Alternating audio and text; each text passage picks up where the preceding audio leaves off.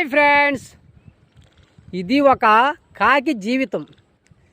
కాకి అడవిలో మునేశ్వరుడి దగ్గర ఏడుస్తుంది. ఎందుకు ఏడుస్తున్నావు కాకి అని అడిగాడు మునేశ్వరుడు. నాకు ఈ కాకి జీవితం వద్దు, నేను ఇంత నల్లగా ఉన్నానని నన్ను వెక్కిరిస్తున్నారు, నాకు పచ్చగా ఉండే చిలక జీవితం అని అడిగింది కాకి. సరే ఇస్తాను కానీ పోయి చిలకని వెళ్ళి, చిలక నువ్వు బాగానే ఉన్నావా, నీ జీవితం పర్వాలేదా అని చిలకని అడిగి రమ్మన్నాడు. సరే వెళ్ళి అడిగొస్తానని వెళ్ళింది. వెళ్ళి ఎక్కడ చూసినా చిలక కనపడలేదని అలసట వచ్చి మామిడి చెట్టు మీద వాలింది. కిచ్చికిచ్చి అంది. ఈలోపు చిలక నువ్వు ఇక్కడే ఉన్నావా, నీకోసం ఎన్నెన్నో చోట్ల తిరిగి వస్తున్నాను, చెప్పు కాకిరాజా అంది. ఏమీ లేదు, నీ జీవితం ఎలా ఉంది, నువ్వు పచ్చగా ఉంటావు, చూడడానికి అందంగా కూడా ఉంటావు, నీ జీవితం పర్వాలేదా అనింది.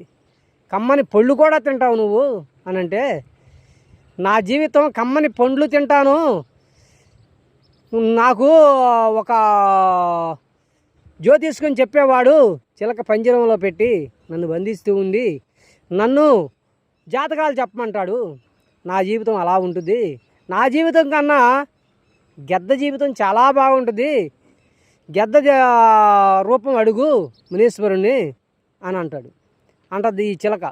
అంటే అప్పుడు చూడు అదిగో గెద్ద ఏ క్లాస్గా కోడి పిల్లను పట్టుకెళ్తుంది, కోడి పిల్లను తింటుంది, చూసావా అన్నది ఇక చిలక. చూశాను అంది. మునేశ్వరుడి దగ్గరికి వెళ్ళి నన్ను రామచిలక కాదు, నన్ను గెద్దలాగా మార్చు, కమ్మని కోడి పిల్లలను తింటాను, ఆలోచించుకో, చెప్పానంటే కాదు, నువ్వు ఆలోచించుకుంటే నీకు ఆ రూపం ప్రసాదిస్తానన్నాడు. సరే నాకు వద్దు, నాకు గెద్ద రూపమే ఇవ్వమన్నాడు. సరే ఇచ్చాను పో, తదాస్తు అన్నాడు మునేశ్వరుడు.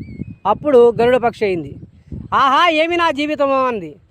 ఏమి నా జీవితం అని కోడి పిల్ల తగిలితే దాన్ని పట్టుకుని గుట్టుకుని మింగింది. అట్లా వారం రోజులు తిన్న తర్వాత ఒక రోజున అకస్మాత్తుగా గాలి తుఫాను వచ్చింది. ఈ గెద్ద ఉన్న చెట్టు మీద కొమ్మలన్నీ ఇరిగిపోయాయి. ఈ గాలి ఊపికి గెద్ద వెళ్ళి ఒక కొమ్మకు పొడుచుకుని రెక్కకి